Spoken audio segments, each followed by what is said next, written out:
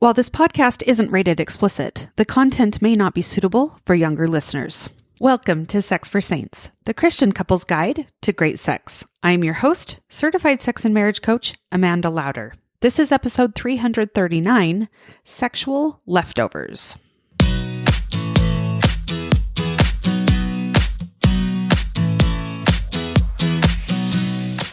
Welcome to Sex for Saints, a podcast for Christian couples.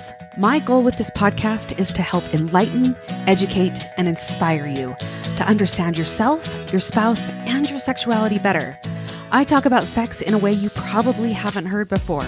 I'm bold, I'm direct, but I keep everything in line with my strong Christian values. Are you ready? Let's go. Hello, everyone. Welcome back to the podcast. Have you ever felt like your sex life is stuck in a predictable, comfortable routine, one that feels more about staying safe than exploring true passion? Or maybe you've noticed that certain things are off limits in your sexual relationship, but you're not quite sure why. Today, we're going to talk about a concept introduced by Dr. David Schnarch called sexual leftovers. This idea might explain why your sexual relationship feels stagnant and, more importantly, how you can reignite that spark by addressing the underlying anxieties that keep you and your partner from fully enjoying your intimate connection. We're also going to explore how men and women, or high desire and lower desire partners, might approach this concept differently, offering strategies for each to overcome these challenges. So let's start by talking about what sexual leftovers are. Dr. David Schnarch's concept of sexual leftovers suggests that much of what we do in our sexual relationships isn't driven by pure desire or passion. Instead, it's often dictated by the developmental tasks or emotional challenges we're trying to avoid, or that our spouse is trying to avoid. Essentially, our sexual habits and routines are formed not by what we're most excited to explore, but what we're most afraid to confront. So over time, couples often start to eliminate certain sexual behaviors, fantasies, or conversations because they trigger discomfort, insecurity, or fear. And these fears might be rooted in past experiences, cultural or religious beliefs, or simply the anxiety of stepping outside one's comfort zone. The result is that the leftovers, the safe, predictable activities, remain in the sexual repertoire, leading to a routine that feels increasingly disconnected from true desire. So consider a couple where one partner fantasizes about incorporating role play into their sex life, but hesitates to bring it up, fearing that their partner will think it's weird or won't be interested. This fear of rejection leads them to stick with the same few activities they know their partner enjoys. And over time, this avoidance solidifies into a pattern where their sex life remains in a very narrow, predictable range. So even though the fantasy could add excitement, it's ruled out because of the anxiety around the potential conversation. Regressive behavior in the bedroom often stems from a place of emotional safety. When we avoid confronting our insecurities or anxieties, we regress to simpler, safer forms of interaction. This regression isn't just about avoiding sexual acts, it's about avoiding the emotional growth that those acts might require. So imagine a couple who start their relationship with a lot of sexual exploration and adventure. However, as the years go by, they experienced a few negative interactions. Maybe one partner felt judged or rejected during a particular activity. So to avoid those uncomfortable feelings again, they gradually just stopped experimenting and regressed to a more routine, predictable sex life. Now, while this routine may feel safe, it also limits the potential for deeper connection and sexual satisfaction. Hey listeners, if you're ready to transform your relationship and take your intimacy to the next level, it's time to check out coaching with me. Whether you're looking for personalized coaching in my women's membership, one-on-one guidance for men and women, or couples coaching, I have options designed to support you. And if you've looked into couples coaching before, now's the perfect time to revisit. I've lowered my prices, making it more accessible than ever. Don't wait to create that connection and intimacy you've always wanted. Learn more at amandalauder.com.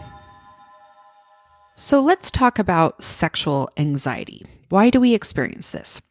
Sexual anxiety is very complex and can be rooted in a lot of different aspects of our personal history and our culture and even relationship dynamics. So it's not uncommon for this anxiety to manifest in the form of avoidance, where we sidestep certain behaviors or conversations because they bring up uncomfortable feelings. Vulnerability is at the heart of many sexual anxieties. Being vulnerable means exposing yourself, your desires, your body, your emotions to another person. And this exposure can feel risky, especially if you've been hurt in the past or if you fear judgment. So one might avoid initiating sex or suggesting new activities because they fear their partner might reject their ideas or think less of them. This fear might stem from past experiences where they've felt judged or misunderstood in the sexual context. And the result is a sex life that becomes more about maintaining safety than exploring true intimacy. Cultural and religious teachings can also have a really big impact on how we view sex, often instilling a sense of shame or guilt around certain behaviors. I can't tell you how many times I hear from women that they can't do or won't do certain behaviors because it feels wrong to them, because some church leader at one point said something, right? When actually it's totally fine if it's consensual between the two of them. So really looking at those internalized beliefs can create this deep-seated anxiety when it comes to exploring new aspects of our sexuality. Someone who was raised in a very conservative religious environment might struggle with the idea of expressing or even acknowledging their sexual fantasies. This might feel that certain desires are sinful or wrong, leading them to suppress those thoughts and stick to what they believe is acceptable behavior. A lot of times I hear about, we need to let virtue garnish our thoughts unceasingly and, to watch our mind and our thoughts. And really, yes, you do in so many things. But when it comes to the sexual relationship with your eternal companion, you need to use those to your advantage to make your sexual relationship even better. Those are okay. That's actually what it's supposed to be used for. So how do we overcome this sexual anxiety and expand our sexual repertoire? The key is that we aren't settling for leftovers, and it's recognizing that it's a barrier to deeper intimacy and pleasure when this anxiety is making sure that we're not expanding that. Once we acknowledge that fear and avoidance that is holding us back, we can start to take steps to expand our sexual experiences and enrich our relationships. So, how do we do this? Well, I bet you can guess the first one because I say it, I think, in every episode. Communication is key. Open, honest communication is the cornerstone of overcoming sexual leftovers. It's essential to create a space where both partners feel safe enough to express their desires, fears, and boundaries without judgment. And this kind of dialogue can help both partners understand each other's anxieties and work together to gently push the boundaries of their comfort zones. We never want to make anyone feel unsafe, but we do want to push ourselves into the growth zone rather than the unsafe zone. Now, you might want to start by having a conversation about what you both enjoy most in your sexual relationship and what you've always been curious about but have been too afraid to try. This conversation could lead to small, manageable steps towards exploring new experiences, such as incorporating a new activity or fantasy into the routine. For example, you might agree to try one new idea each month, starting with something simple like experimenting with different types of touch or setting the mood with different lighting or music. It really can start that small. Number 2 is small steps to bigger changes, right? So overcoming that sexual anxiety doesn't mean jumping into the deep end of your fantasies right away. It's about taking those small, gradual steps that build confidence and comfort over time. So each small success can pave the way for more significant changes down the line. Now, I know, I hear you. I hear from so many women are like, but I feel like if I do this small thing, when will it stop? He's just going to keep wanting more and more and more. And the truth is, that might be true, but you might also feel more comfortable to go further down the road. And you can always make the choice to not engage in a certain activity. You have that power. You have that agency to make the choices that are in alignment with your value system. But don't let discomfort stop you from growing in incremental ways. So if you've been stuck in a routine, start by, again, just making one small change, maybe once a month, maybe each time you're intimate.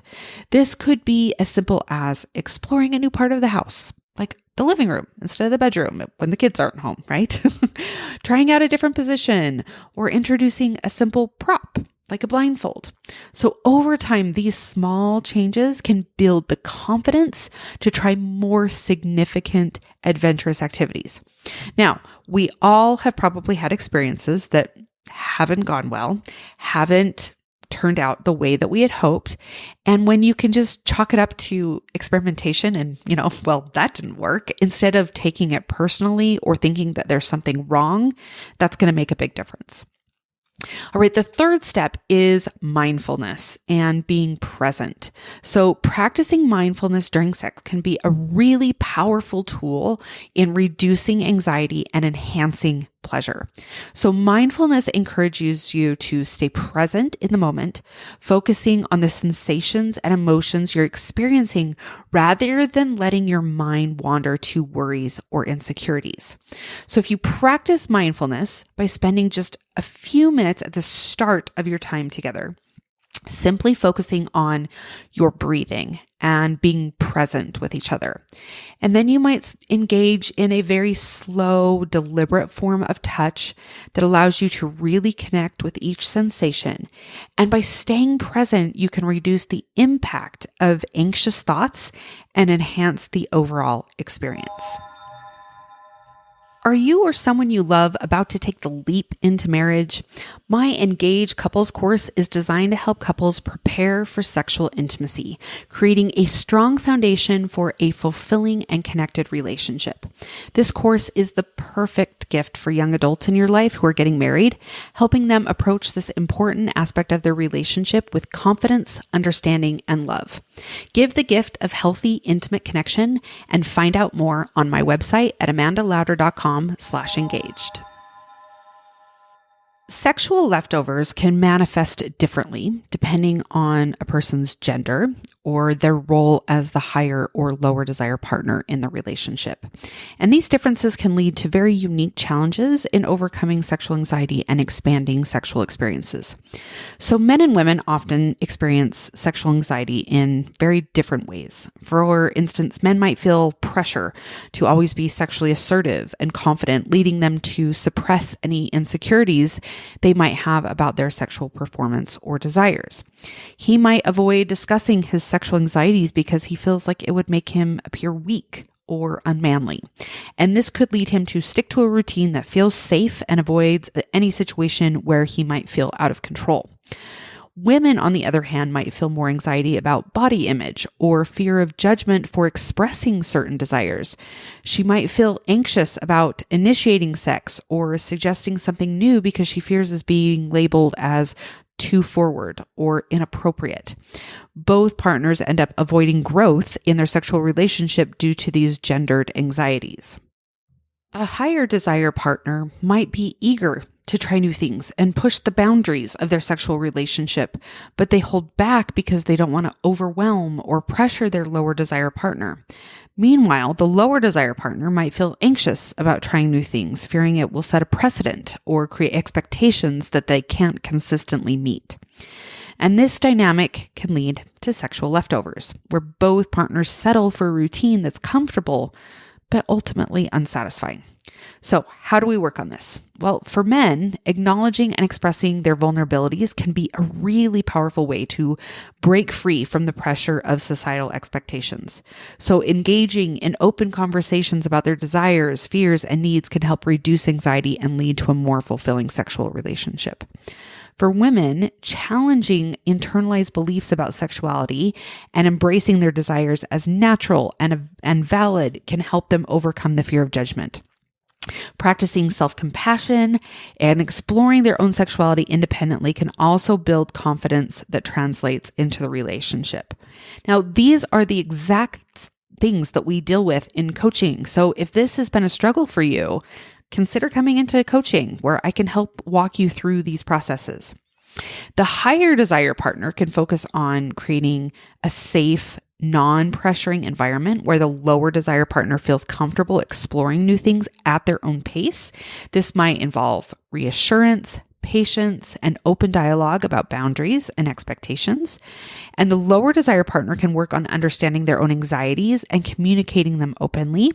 They might also explore ways to increase their sexual desire, such as through stress reduction, improving their body image, engaging in self-exploration, or coaching.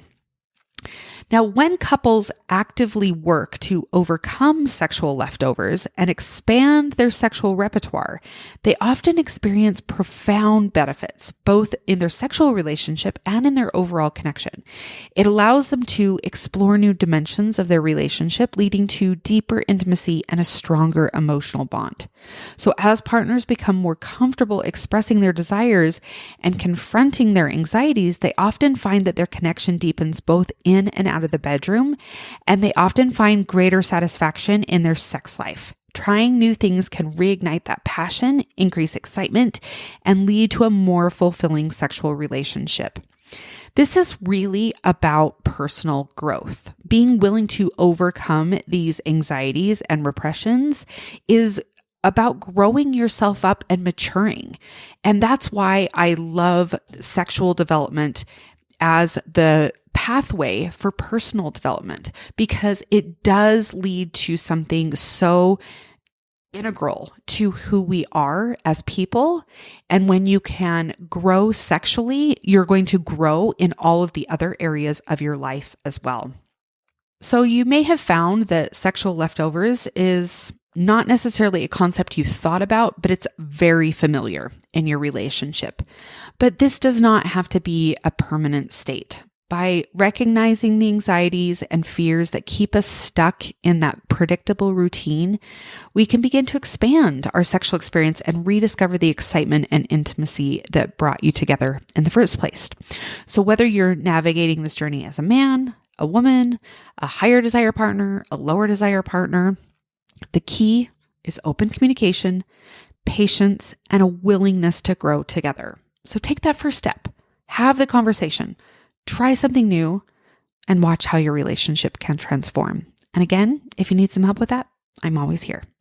Thank you so much for joining me today. Remember, love is a journey, not a destination. Stay committed, stay passionate, and stay connected. We'll see you next time. Bye-bye.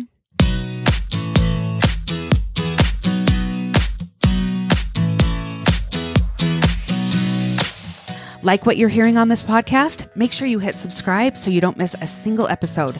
Don't forget to leave me a review and share it with your friends.